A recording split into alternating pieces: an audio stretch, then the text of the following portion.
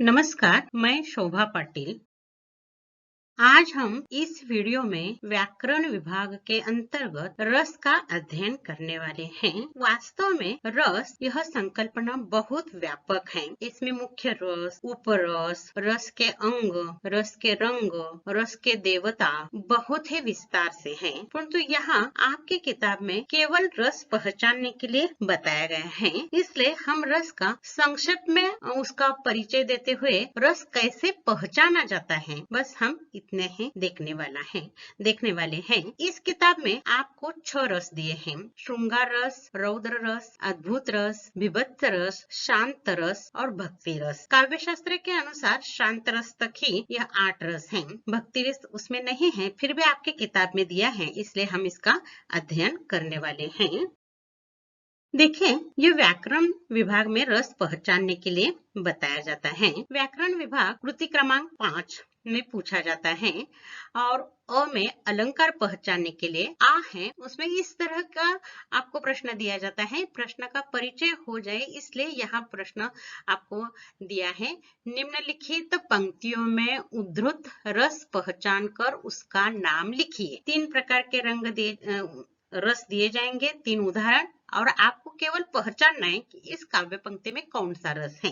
परंतु ऐसे ही पहचाना नहीं जा सकता, उसकी व्याख्या मालूम होनी चाहिए। किस तरह पहचानने के लिए उसकी विशेषता मालूम होनी चाहिए, इसका विवेचन हम आज इस वीडियो में करने वाले हैं। देखिए, यहाँ एक शब्द आ गया, निम्नलिखित पंक्तियों में उद्धृत। यह अनावश्यक शब्द है, फिर भी ध्यान में रखिए, ये जो कोटेशन है, उद्धृत का अर्थ कोटेशन, मतलब यह जो उद्धरण आपको दिया है 2 पंक्तियों का या 4 पंक्तियों का, उसमें कौन सा रस है यह आपको पहचानना है। इसके लिए आपको उन काव्य पंक्तियों का अर्थ मालूम होना आवश्यक है और रस की विशेषता भी मालूम होना आवश्यक है। देखिए, यह पहला श्रृंगार रस है। श्रृंगार रस कब होता है ये पहले मालूम होना चाहिए, और उसके कौन कौन से अंग हैं और उसमें क्या क्या विशेषता है। श्रृंगार रस का स्थायी रस प्रेम है, मतलब प्रेम पति पत्नी, नायक नायिका या स्त्री पुरुष में होता है। इसलिए उसकी व्याख्या क्या हो गई, देखिए, जहां नायक और नायिका अथवा स्त्री पुरुष की प्रेमपूर्ण चेष्टाओं का श्रृंगारिक वर्णन हो, वहां श्रृंगार रस की व्यंजना होती है या श्रृंगार रस उत्पन्न होता है। यानी काव्य पंक्ति में स्त्री और पुरुष का श्रृंगारिक वर्णन होना चाहिए, तब वह श्रृंगार रस होता है। उसका स्थायी रस क्या है? प्रेम। प्रेम मतलब रति। वह विभाव, मतलब यह प्रेम उत्पन्न होने के लिए नायक नायिका, स्त्री पुरुष या पति पत्नी का होना आवश्यक है। यानी कि उन काव्य पंक्तियों में स्त्री पुरुष, नायक नायिका या पति पत्नी का वर्णन होता है। ये पहली बात। यह वर्णन कैसा होता है? स्त्री पुरुष या नायक नायिका कभी स्पर्श, कभी कटाक्ष, कभी एक दूसरों का आलिंगन देते हैं, एक दूसरे का अवलोकन मतलब निरीक्षण करते हैं, या आंखों ही आंखों से, कटाक्ष मतलब आंखों ही आंखों से वे इशारे करते हैं, तब यह श्रृंगार रस उत्पन्न होता है। उस समय संचार कैसा होता है? पति पत्नी हो या नायक नायिका हो, एक दूसरों को मिलने का हर्ष, चपलता, अभिलाषा मतलब इच्छा, उन्माद, आवेग, आशा, ये संचार होता है वातावरण में। ये स्थायी भाव, विभाव, अनुभव और संचारी भाव, ये रस के अंग है। हमारे मन में प्रेम होता है, उसे जागृत करने के लिए स्त्री और पुरुष का होना, और एक दूसरों की ओर देखना या स्पर्श करना, और संचार, उस समय उस स्त्री पुरुष के मन में हर्ष उत्पन्न होता है। ये अंग हो गए। अब उदाहरण देखते समय पहले उदाहरण का देखिए, आपकी किताब में 6 रस दिए हैं और हर एक को 2-2 उदाहरण दिए हैं, यानी कि 12 उदाहरण हैं। इनमें से परीक्षा के लिए 3 पूछे जाने वाले हैं और सही आपको 2 लिखना है, परंतु हर उदाहरण का अर्थ मालूम होना आवश्यक है। एक बार अर्थ मालूम हो गया तो रस पहचानने में कोई कठिनाई नहीं होती। देखिए, पहला उदाहरण, राम के रूप निहारती जानकी, कंकण के नग की परछाई, याते सबे सुधी भूली गई, कर टेकी रही पल टारत नाही। ये समझने के लिए, पहचानने के लिए आसान है। देखिए, राम और जानकी का वर्णन आ गया। जानकी मतलब सीता, यानी राम सीता का वर्णन है। इसका मतलब स्त्री पुरुष या पति पत्नी है, उन दोनों का श्रृंगारिक वर्णन है। इसलिए पहले उदाहरण में राम और जानकी का श्रृंगारिक वर्णन है। वो किस तरह है मालूम होना चाहिए। पहली बार एक बार समझ लेना।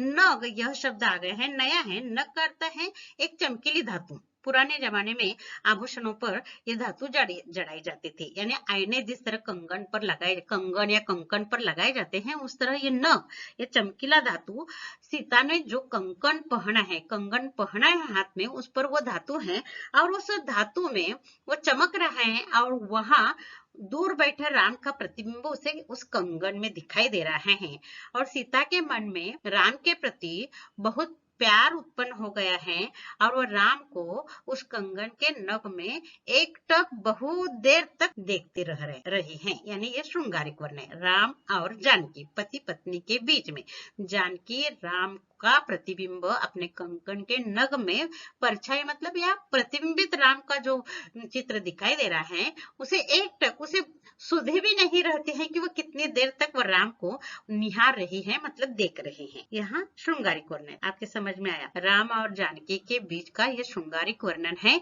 और उन दोनों के बीच में स्थायी भाव प्रेम है, इसलिए श्रृंगार रस का उदाहरण है। बाई ओर मैंने जानबूझकर दिया है श्रृंगार रस। परीक्षा में आपको इस तरह की 2 पंक्ति आ जाएगी और उत्तर केवल आपको इस तरह दिखाना है, श्रृंगार रस, बस इतना ही लिखना है। यहाँ इधर दाई ओर जो दिया है वो आपको मालूम होना चाहिए, तभी आप पहचान सकते हैं। दूसरा उदाहरण देखिए, ये बहुत महत्वपूर्ण है और बिहारी का दोहा है। देखिए, कहत नटत रिझत खिजत मिलत खिलत लजियात, भरे भवन में करत है नैन नहीं सौ बात। यहाँ दूसरे उदाहरण में नायक और नायिका या नवविवाहित वो पति पत्नी हैं। घर में सभी भरे हुए लोग हैं क्योंकि शादी के बाद घर में सभी मेहमान होते हैं और इन सभी के बीच में पति पत्नी को बोलने में शर्म आती है, तब ये आंखों ही आंखों से बातें करते हैं। नायक और नायिका आंखों ही आंखों से किस तरह बात कर रही हैं, इसका बहुत सुंदर वर्णन बिहारी ने यहाँ दिया है और ये श्रृंगार रस का बहुत प्रसिद्ध उदाहरण है। देखिए, भरे भवन में नायक कहत, एक शब्द है, एक वाक्य तैयार होता है। देखिए, नायक और नायिका आंखों ही आंखों से बातें कर रहे हैं। नायक आंखों के इशारे से नायिका को कुछ कहता है मिलने। नटत, नायिका आंखों से ही उसे मना करती है। उसका मना करने का जो ढंग है उस पर नायक रिझत मतलब मोहित हो जाता है, यानी नायिका का मना करने का जो ढंग है उस पर वो मोहित हो जाता है। तो नायिका खिजत मतलब चिढ़ जाती है, उसे खीर उत्पन्न हो जाती है। मिलत, फिर दोनों आंखों ही आंखों में उनका मिलन होता है। खिलत, दोनों की आंखें एक हो जाती हैं, तब वो जैसा फूल खिलता है उसी तरह दोनों के चेहरे खिल जाते हैं, मतलब प्रसन्न हो जाते हैं। लजियात मतलब नायिका शर्माती है। इस तरह भरे भवन में, भवन मतलब घर में सभी मेहमान भरे हुए हैं और नायक और नायिका नैनों ही सौ बात, नैन मतलब आंखें, आंखों ही आंखों से 100 बात करते हैं।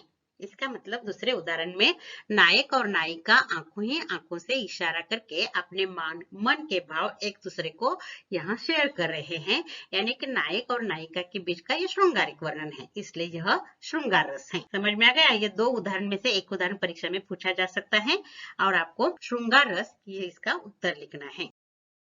अगला रस देखिए, यह हमने निराला भाई पाठ के 9वें भाग में उस वीडियो में मैंने ये विस्तार से बताया है, परंतु यहाँ किताब में क्रम में थोड़ा सा अदल बदल हो गया है। क्रम से इस तरह लेना है, इसलिए ये दूसरा रस है रौद्र रस।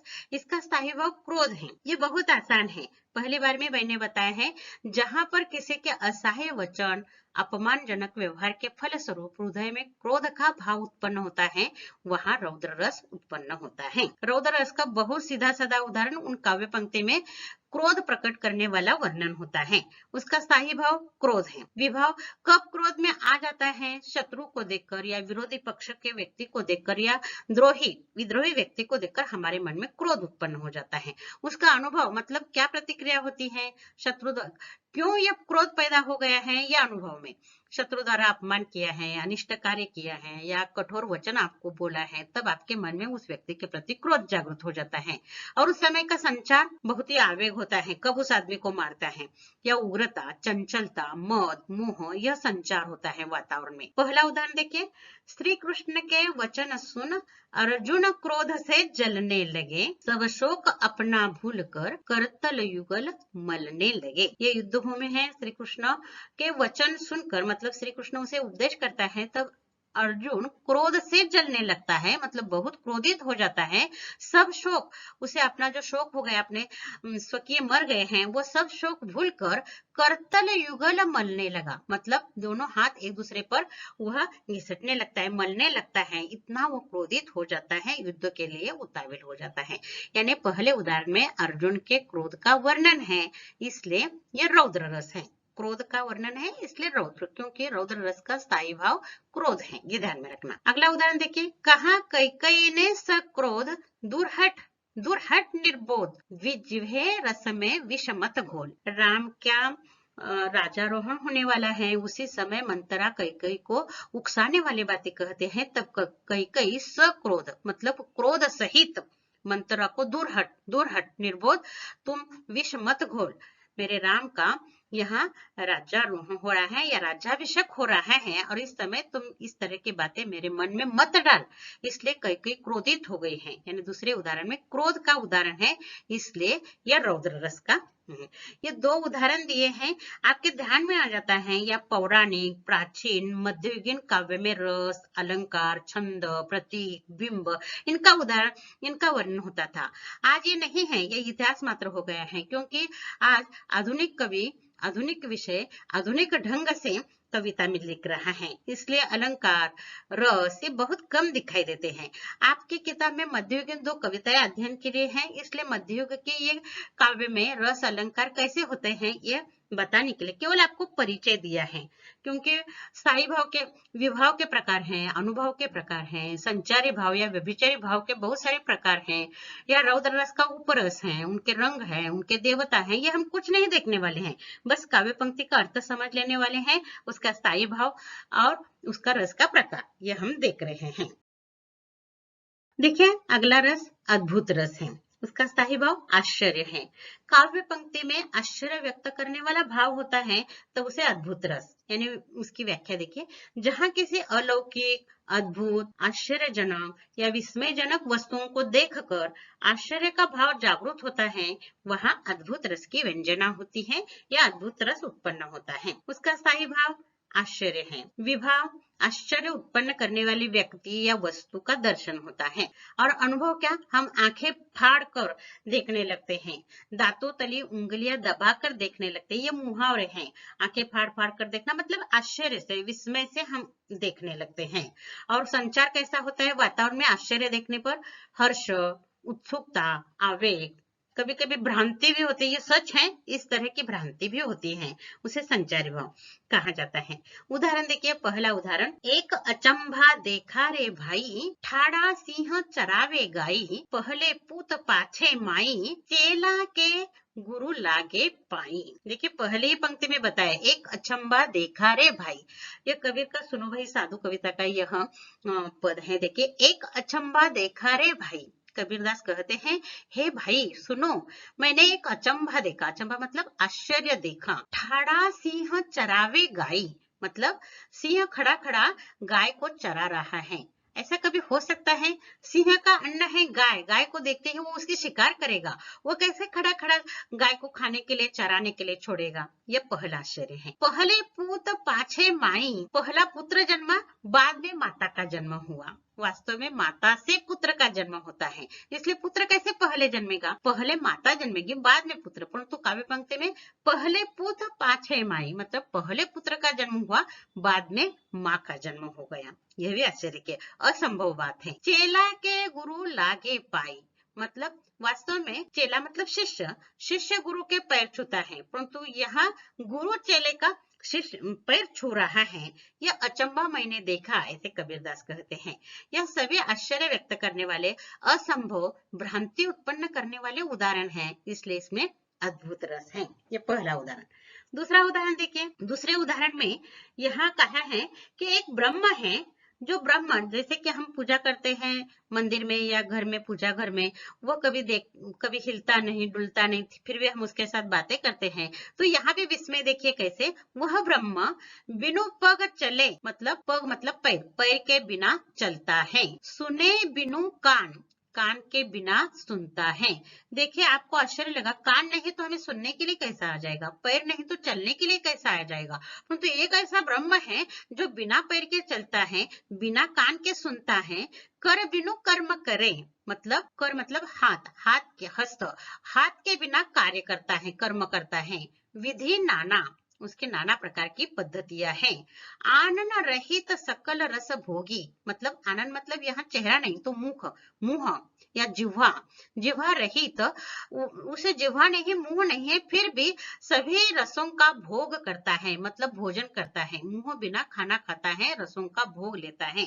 बिनु वाणी वक्ता, मतलब वाणी नहीं, बोलने के लिए नहीं आता तो वो वक्ता बन जाता है। बड़ जोगी, ऐसा कौन सा ब्रह्म है, वह जोगी है जो यह सब असंभव बातें संभव करता है। मतलब यहाँ हर उदाहरण में अचंबा है, आश्चर्य है, इसलिए यह अद्भुत रस है। आपको भी लगेगा ऐसा कौन सा ब्रह्म है, बिना पैर के चलता है, बिना कान के सुनता है, यह कौन सा है। इस तरह आपके मन में भी आश्चर्य पैदा हो जाता है, परंतु यह पहचानने के लिए पहले इन पंक्तियों का अर्थ मालूम होना आवश्यक होता है। इस तरह अद्भुत रस के ये दो उदाहरण हैं। अगला उदाहरण देखिए, विभत्स रस। यह भी हो चुका है, हिराला भाई पाठ के 90वें भाग में हम विस्तार से इसके बारे में बताए हैं, क्रम से यहाँ आ गया है। उसका स्थायी भाव घृणा है। देखिए, जहाँ किसी अप्रिय, अरुचिकर, घृणास्पद वस्तुओं के प्रसंग का वर्णन हो, वहां विभत्स रस उत्पन्न होता है, मतलब मन में घृणा उत्पन्न होती है, इसलिए उसका स्थायी भाव घृणा है। अब घृणा उत्पन्न होने के लिए क्या विभाव होते हैं, देखिए हमारे मन में घृणा किस किस के प्रति होती है। रक्त, अस्थि, अस्थि मतलब हड्डियां, दुर्गंधमय मांस, मांस का सड़ना, उसमें कीड़े होना, दुर्गंध आना, पशुओं द्वारा नोचना, ये कल्पना करके भी हमारे मन में घृणा उत्पन्न हो जाती है। अनुभव क्या होता है उस समय, देखिए नाक हम टेढ़ा करते हैं, मुंह फेरते हैं, कभी कभी कुछ लोगों को ये घृणास्पद वस्तु देखकर थूकने की आदत होती है, कुछ लोग आंखें बंद कर लेते हैं, ये सभी घृणित भाव हैं। और संचार उस समय क्या, ग्लानि आ जाती है इस तरह का घृणित दृश्य देखकर, शंका भी आ जाती है, इतने दिन ये मांस कैसा सड़ा है, आवेग, व्याधि, यानी कभी कभी आदमी को चक्कर भी आ जाती है इस तरह का घृणित दृश्य देखकर, ये संचारी भाव है। अब उदाहरण देखिए और उस उदाहरण का अर्थ देखिए, यह हमने देखा है, संक्षेप में यहाँ बताती हूँ। सिर पर बैठो काग, आँखी दो खात, खिंचे ही जीव ही सियार, अति ही आनंद उर धारत, जिद्ध जांघ के मांस खोदी खोदी खात, उच्चारत है। यहाँ देखिए, सिर पर बैठो काग, काग मतलब कौवा, मरे हुए शव के सिर पर कौवा बैठा है, और वहां सियार है, गिद्ध है, ये सभी मांसाहारी हैं, और ये सभी क्या कर रहे हैं, कोई आंखें खा रहा है, कोई जीभ खा रहा है, कोई मांस खा रहा है, मतलब मरे हुए शरीर के अवयवों को ये काग, सियार, गिद्ध नोच नोच कर खा रहे हैं।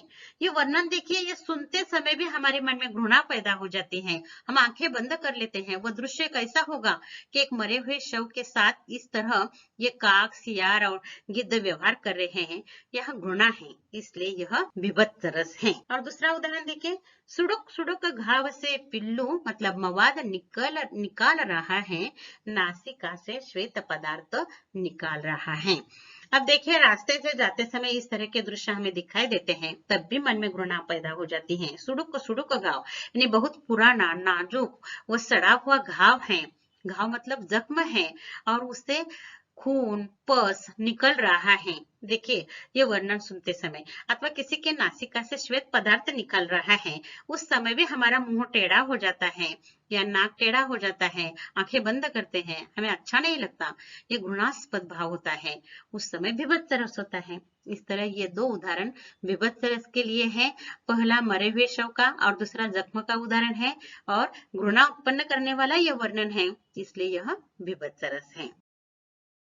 अगला रस देखिए, शांत रस है। शांत का उसका स्थायी भाव शांति है, मतलब लोग बहुत पहुंचे हुए, यानी कि वैरागी, सन्यासी, इस की या तत्वज्ञानी, ये लोग होते हैं, उन्हें संसार की नश्वरता मालूम होती है, तो उनके चेहरे पर शांत भाव दिखाई देता है। इसलिए जहां भक्ति, नीति, ज्ञान, वैराग्य, धर्म, दर्शन, तत्व ज्ञान अथवा सांसारिक नश्वरता संबंधी प्रसंगों का वर्णन हो, वहां शांत रस उत्पन्न होता है। पहुंचे हुए साधु मतलब संसार के मोह माया से मुक्त होकर वे समाज को उपदेश करने वाले जो लोग होते हैं, उनके जो विचार होते हैं वो बहुत शांत होते हैं। इस तरह के वर्णन में शांत रस होता है। उसका स्थायी भाव शांति ही है। विभाव क्या होता है? परमात्मा का चिंतन, संसार की नश्वरता, सत्संग, यह उनका विभाव होता है। विभाव में भी भेद है, ध्यान में रखिए। यहाँ केवल आपको परिचय है इसलिए संक्षेप में बता रही हूँ। अनुभव के भी प्रकार हैं। यह केवल एक बात ध्यान में रखना कि ये पहुंचे हुए साधु जब हमें उपदेश या सलाह देने लगते हैं तो पूरे शरीर में रोमांच आ जाता है, हर्ष उत्पन्न होता है।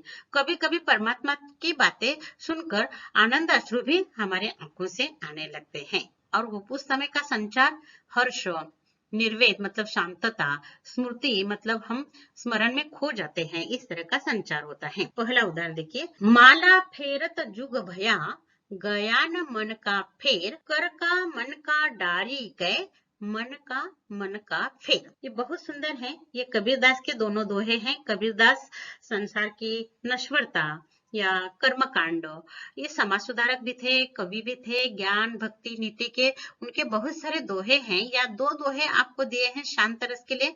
पहला उदाहरण भी कबीर का है। देखिए कबीरदास जी पहले उदाहरण में कहते हैं, माला फेरत जुग भया, गया न मन का फेर। जब ढोंग का वर्णन पहले पंक्ति में, कुछ लोग जपमाला करते हैं मन को शांति मिलने के लिए और ईश्वर का स्मरण करने के लिए हाथ में जपमाला लेते हैं, परंतु बहुत समय तक जपमाला करके भी उनके मन को शांति नहीं मिलती, उनका मन चंचल रहता है, ईश्वर का भाव उनके मन में जागृत नहीं होता। उन लोगों को कबीरदास जी कहते हैं, कर का मन का डारी के मन का फेर। ये हाथ में जो जपमाला है वो फेरना छोड़कर घुमाना छोड़ दीजिए और पहले अपने मन का मतलब मोती मतलब मन के मौलिक विचार हैं उसे बदल दो। या जपमाला घुमाने से या फिराने से हमारे मन को शांति मिलने वाली नहीं है। तो हमारे मन के विचार, मोती रूपी विचार बदलना चाहिए और तब ये मन के मोती फिर जाएंगे तो आपके मन को शांति मिलेगी। ये तत्व ज्ञान है। आजकल जपमाला करने वाले ढोंगी लोगों पर व्यंग्य करते समय कबीर उन्हें सलाह देते हैं, ये ढोंग छोड़कर सही ढंग से तुम ईश्वर को प्राप्त कीजिए। यह है, इसलिए यह शांत रस का उदाहरण दिया है। मन को शांत करने के लिए सही ढंग का इस्तेमाल करना चाहिए, कबीर कहते हैं। दूसरा देखिए। माटी कहे कुम्हार से, तू क्या रौंदे मोहे, एक दिन ऐसा आएगा मैं रौंदूंगी तोहे। यहाँ सांसारिक नश्वरता बताई है, क्षणभंगुरता बताई है। देखिए समय बहुत बलवान होता है, समय की शक्ति महान होती है और हर व्यक्ति को इस पर विश्वास रखना चाहिए और कभी न कभी किसी को इस समय को हमें छोड़ना है। ये पद हो या शक्ति हो या संपत्ति हो, इसका अहंकार छोड़ देना चाहिए। दूसरों पर अन्याय करते समय सोचना चाहिए। ये प्रतीकात्मकता है। देखिए माटी और कुम्हार, ये उदाहरण दिया है। माटी कुम्हार से कहती है, देखिए कुम्हार जब माटी की वस्तु बनाता है तो उसके पहले उस माटी को कुचलता है, रौंदता है।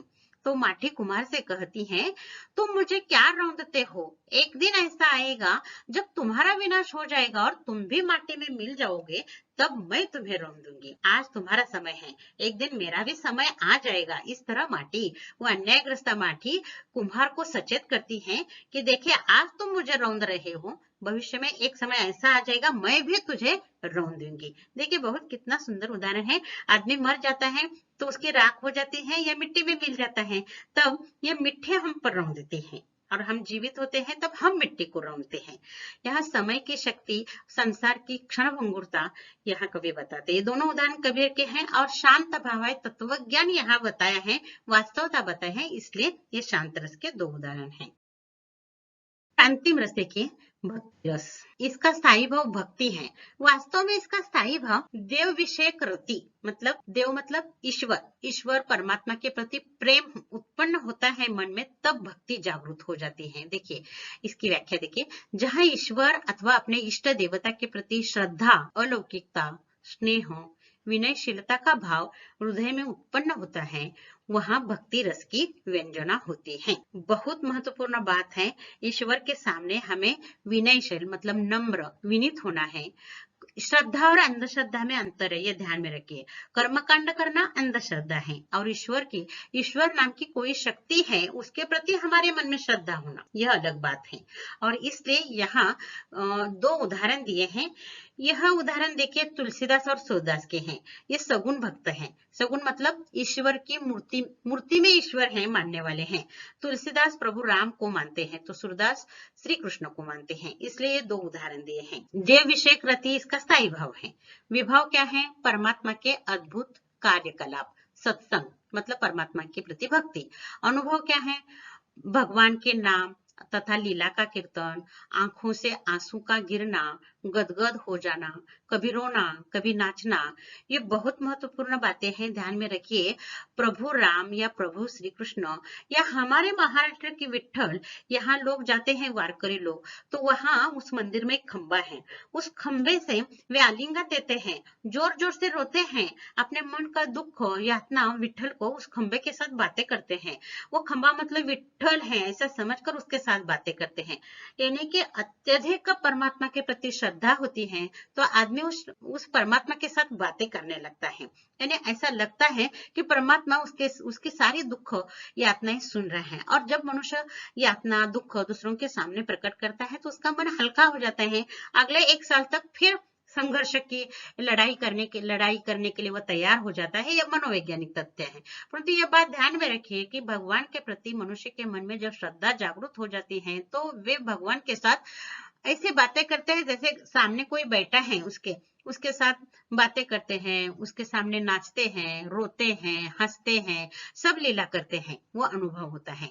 और संचारी भाव मति, हर्ष, निर्वेद मतलब शांत भाव उस समय होता है और बातें करते हैं। देखिए पहला उदाहरण देखिए, तू दयालु दीन हूँ, तू दाने हो भिकारी हूँ, प्रसिद्ध पातकी तू पाप पुंज हारी। यहाँ दीनता है। तुलसीदास श्री राम के सामने बैठे हैं और उन्हें कहते हैं कि तुम बहुत बड़े हो, मैं बहुत छोटा हूँ। इसमें होती है, विनीत भाव होता है, ढोंग नहीं होता। परमात्मा के सामने विनयशीलता से बैठा हुआ भक्त विनम्रता से देवता को क्या कहता है? देखिए, तू दयालु दीन हूँ, मतलब हे प्रभु तुम दयालु हो और मैं दीन हूँ। यहाँ दीन का अर्थ लाचार इस तरह नहीं लेना है, तो दीन का अर्थ विनीत, नम्रता से मैं दीन होकर तुम्हारे सामने बैठा हूँ और तुम मुझ पर दया करने वाले महान दयालु हो। तुलना कर रहा है भक्त और ईश्वर के बीच में। तू दानी हूँ भिकारी, मैं भिकारी आपके सामने बैठा हूँ और तू बहुत बड़ा दानी है। यहाँ भीख किसके मांग रहा है? भक्ति की। तुलसीदास श्री राम को कहते हैं, हे प्रभु मैं भिखारी हूँ, आप बहुत बड़े या तू बहुत बड़े दानी हो। हम प्रसिद्ध पातकी तू पाप पुंजहरी, हे प्रभु मैं प्रसिद्ध पातकी मतलब पापी हूँ और तू पाप का पुंजहरी मतलब पापों के पुंजों का हरण करने वाला है। मनुष्य के हाथ से जाने अनजाने में पाप होता है और ईश्वर के सामने वह इसकी कबूली देता है कि मैं पापी हूँ और मेरे पापों का पुंजहर करने वाले तू। ये देखिए आप नहीं कहा है, यहाँ तू कहा है, मतलब ईश्वर के साथ इतनी नजदीकी रिश्ता जोड़ा जाता है। हे ईश्वर, हे तू दानी है, मैं भिखारी हूँ, तू पाप हरण है, मैं पापी हूँ, मैं दीन हूँ, तू दयालु हूँ। इस तरह की दीनता ईश्वर के सामने तुलसीदास प्रकट करते हैं, इसलिए यह भक्ति का रस है। इसलिए यह उदाहरण ध्यान में रखिए।